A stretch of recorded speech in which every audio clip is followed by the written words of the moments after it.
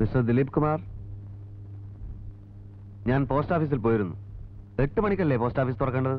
ഇപ്പൊ 8:45 ഞാൻ പുറപ്പെടുകയായിരുന്നു. നമ്മളാരാ മനസ്സിലായില്ല. ഞാൻ ഡിപ്പാർട്ട്മെന്റിന്റെ ആള് തന്നെ.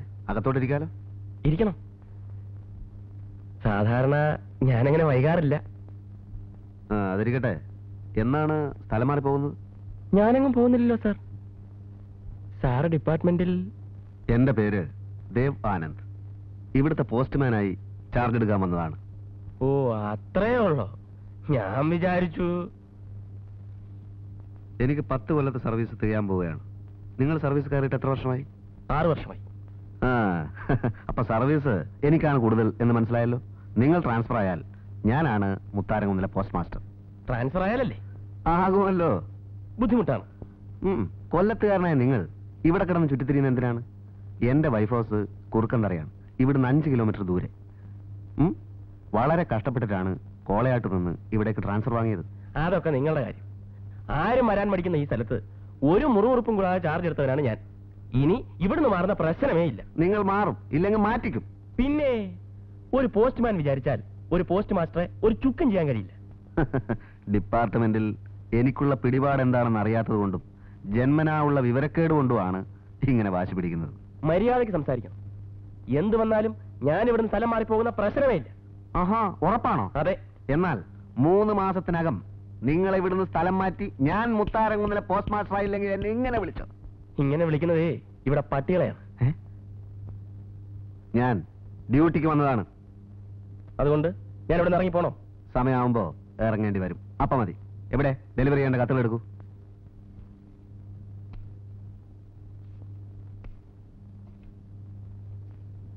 അല്ല, ഇതൊന്നും സോർട്ട് ചെയ്തിട്ടില്ലല്ലോ. ഓരോ ഏരിയയിലേക്കുള്ള കത്തുകൾ വേറെ വേറെ വെക്കണം.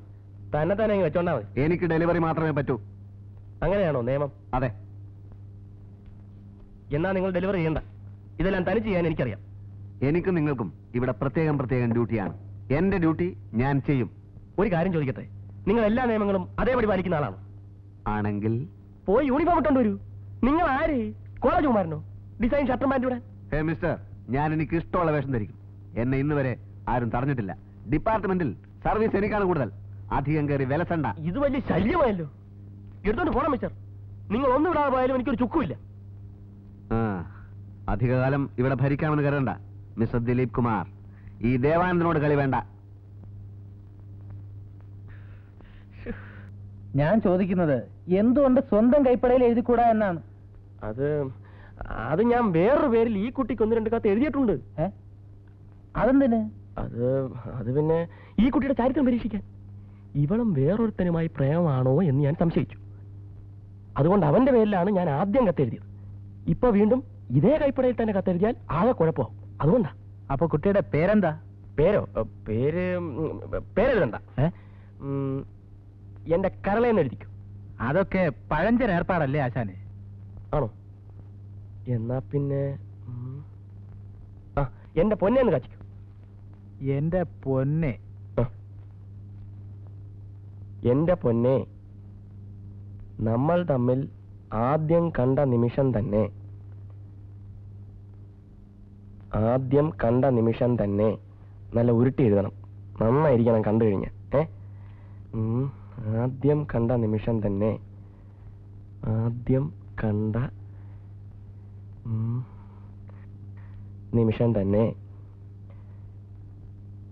എന്റെ മനസ്സ് ഞാൻ തന്നു കഴിഞ്ഞു. ആ ഹൃദയം എനിക്ക് തരില്ലേ? തന്നില്ലെങ്കിൽ ആത്മഹത്യ അല്ലാതെ എനിക്ക് മറ്റു മാർഗമില്ല. അത്രയും വേണോ? വേണം. കുറച്ച് കടുപ്പത്തിരിക്കട്ടെ. എഴുത്. എന്നെ സ്നേഹിക്കുന്നു എന്നെഴുതി അറിയിക്കുക. അതുവരെ എനിക്ക് മനസമാധാനമുണ്ടാവില്ല. തെളിച്ചെഴുത്.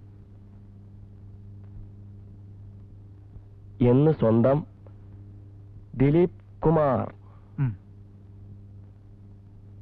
ഏക്കോ? ഏൽക്കണം. അഡ്രസ് ഞാൻ എഴുതിക്കണം. അപ്പൊ കൈപ്പട? അത് പിന്നെ വലിയ അക്ഷരത്തിലില്ല, അറിയത്തില്ല. സമയം ഒരുപാടായി. അപ്പൊ ഇറങ്ങല്ലേ? ശരി.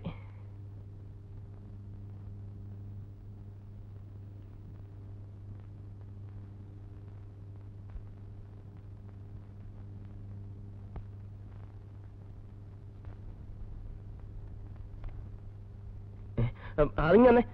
അങ്ങോട്ട് വന്നേ. ഏത്? ഞാൻ സോർട്ട് ചെയ്തോളാം. അതല്ല, അതിനകത്തൊരു കത്ത് വേറെയാ. അങ്ങോട്ട് വന്നേ. ഏതെന്ന് പറ. KP Ammanikutty KJ house. അതിങ്ങ് വന്നേക്കൂ.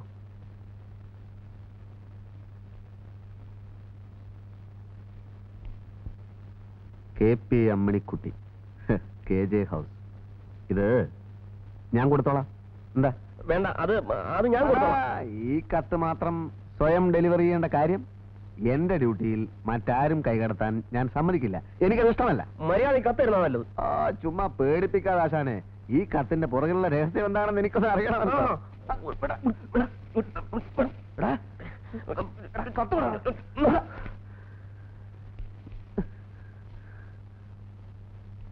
ഞാൻ കംപ്ലൈന്റ് ചെയ്യും. പോസ്റ്റൽ ഡിപ്പാർട്ട്മെന്റ് തന്നെ ഞാൻ വെളിയിലാക്കും. ആരാ വെളിയിലാന്ന് നമുക്ക് കണ്ടറിയാം. മിസ്റ്റർ ദേവാനന്ദ്, ദിലീപ് കുമാറിനോട് കളി വേണ്ട.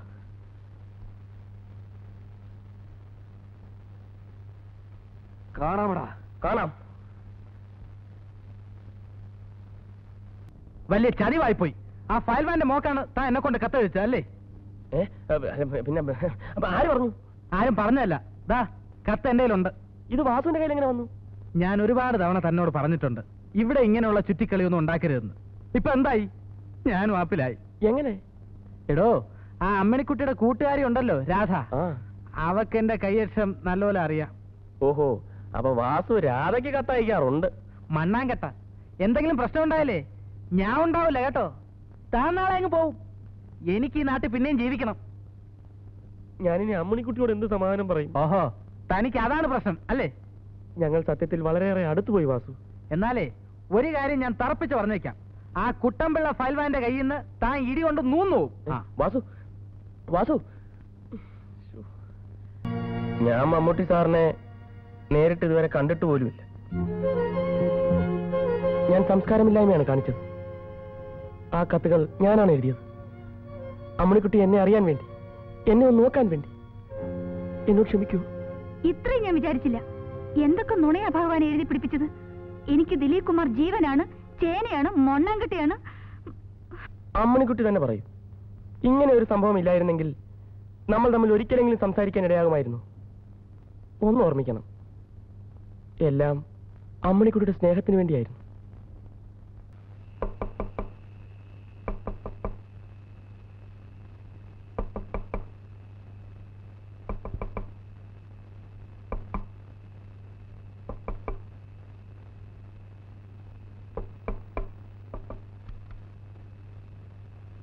ദിലീപ് കുമാർ അല്ലേ? അതെ. ഒരു നിമിഷം ഒന്ന് വരണം.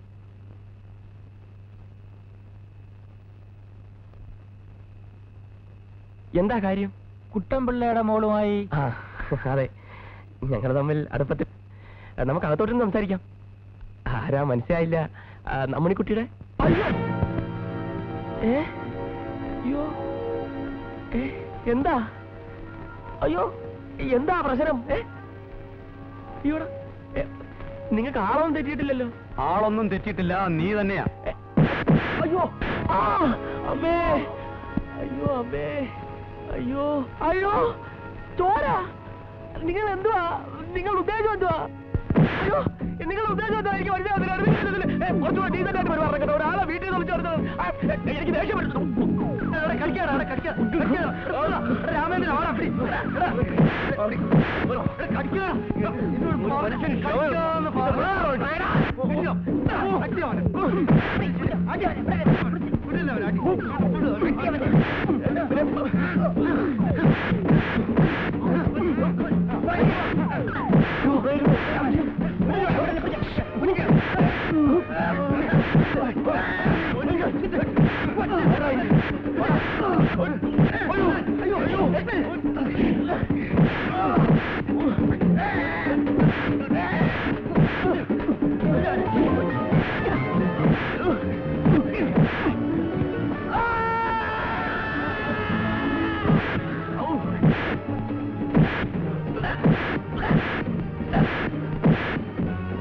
എന്തായത് മാഷേ? എന്താണ് പറഞ്ഞത്? വിളിച്ചിറക്കി അടിയാൻ തുടങ്ങി. ഒന്നും പറഞ്ഞില്ലേ? അടിയൊന്നും നിർത്തിയിട്ട് വേണ്ട എന്തായാലും പറയാൻ.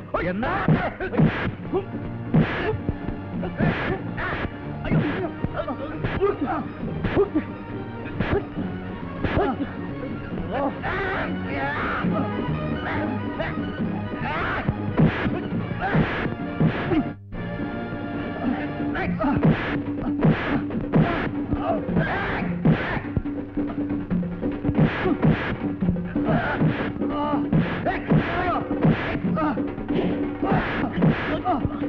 അയ്യോ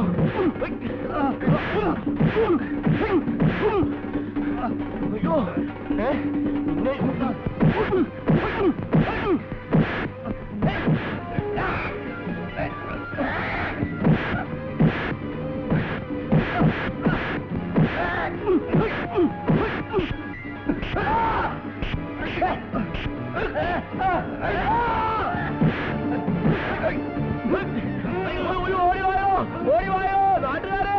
അയ്യോ കൊല്ലുന്നേ. അയ്യോ അയ്യോ അയ്യോ അയ്യോ അയ്യോ നാട്ടുകാരെ ഓടിവായോ.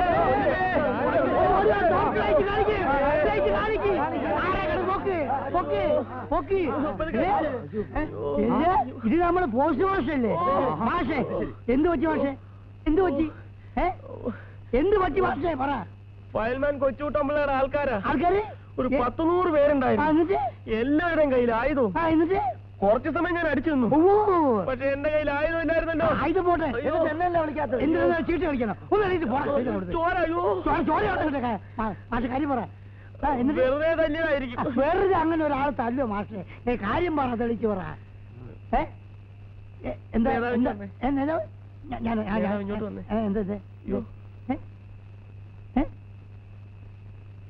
എന്താ ഇനി സത്യം പറയാം. പറഞ്ഞോളൂ. ഒരു കുഞ്ഞു പോലും ഇങ്ങോട്ട് വരില്ല. എടാ ഇപ്പാ ആരും ഇങ്ങോട്ട് ഇവിടെ ഇരുന്ന് കേട്ടോ. എനിക്ക് അയാളുടെ മകൾ അമ്മണിക്കുട്ടി ഇഷ്ടമാണ്. ഇഷ്ടപ്പെട്ടോളൂ. കല്യാണം കഴിക്കണമെന്ന് ആഗ്രഹമുണ്ട്. ആഗ്രഹിച്ചോളൂ, കല്യാണം കഴിച്ചോളൂ. പ്രേമിച്ചു പോയത് ഒരു കുറ്റമാണോ? ആരും പറഞ്ഞു കുറ്റാണെന്ന്? പ്രേമിച്ചോളൂ. എനിക്കിവിടെ ചോദിക്കാനും പറയാനും ആരും ഇല്ലല്ലോ.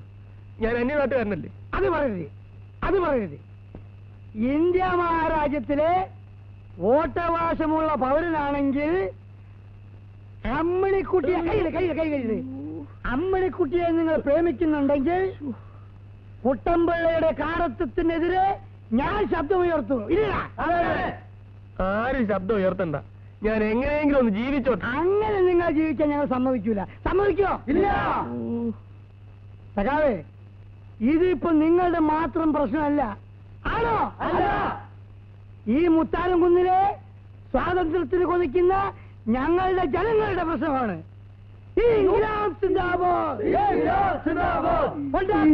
ഉണ്ടാക്കും, പ്രശ്നം ഞങ്ങൾ ഉണ്ടാക്കും. കയ്യൊക്കെ കൊണ്ടും അടിതട കൊണ്ടും പ്രശ്നം ഒതുക്കാൻ നോക്കണ്ട. പ്രേമിക്കും, പ്രേമിക്കും, ഇനിയും ഞങ്ങൾ പ്രേമിക്കും. ഒന്നേ ഉള്ളൂ പ്രതിവിധി ഇതിന്. കല്യാണം, അത് കല്യാണം. കയ്യൊക്കെ കൊണ്ടും അടിതട കൊണ്ട് പ്രശ്നം ഒതുക്കാൻ നോക്കണ്ട. ദിലീപ് കുമാറിനെ തൊട്ട് കളിച്ചാൽ അക്കളി തീക്കളി കുട്ടമ്പിള്ളേ. ഇംഗ്ലണ്ട്, ഇംഗ്ലണ്ട്, ഇംഗ്ലണ്ട് സിന്ദാബാദ്.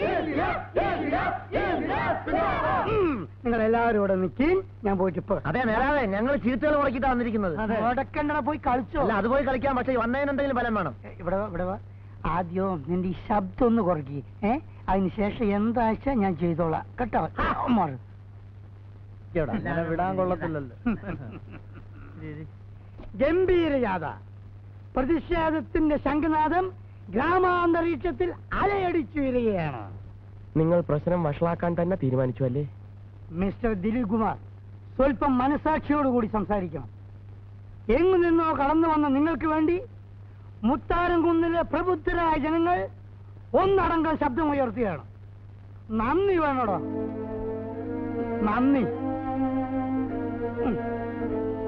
തൽക്കാലത്തെ ആവശ്യത്തിന് ഇതിരിക്കട്ടെ. അയ്യോ, ഞാനത് വേറൊരു ആവശ്യം. വേണ്ട, സംസാരിക്കണ്ട, ഒന്നും സംസാരിക്കണ്ട, വിശ്രമിക്കൂ.